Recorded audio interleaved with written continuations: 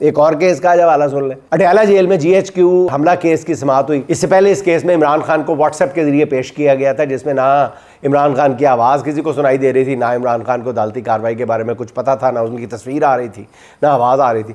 और इमरान खान के वकला ने इसके खिलाफ हाई कोर्ट से रुजू भी किया था। अब गुज़िश्ता रोज़ दोबारा इसी केस को अडयाला जेल में चलाने का नोटिफिकेशन हुआ है। आज इस केस की दोबारा अडयाला में समाअत थी, मगर इमरान खान अदालत में पेश ही नहीं हुए। उनसे अदालत चलने को कहा गया तो उन्होंने कहा कि जी अभी मैं मसरूफ़ हूँ, वर्जिश के बाद शावर लेके आऊँगा। इससे आप अंदाज़ा लगा लें कि इन अदालतों और इनके फैसलों की इमरान खान के सामने क्या औकात है, क्या बसात है। गाजा में क्या है, और जाओ यार काम करो अपना, मैं अभी बहुत बिजी हूँ, मैं वर्जिश करूँगा उसके बाद शावर लेके आऊँगा। खासा खुदा दा वास्ता नहीं, तुम को ख्याल करो। बाहर हम ये इंप्रेशन बना के बैठे हुए लोग कि आप अंदर बड़े डरे हुए हैं, सहमे हुए हैं, तो तुम इस टोन च गल करी जा रहे हो। खासा थोड़ा जहा ख्याल करो यार।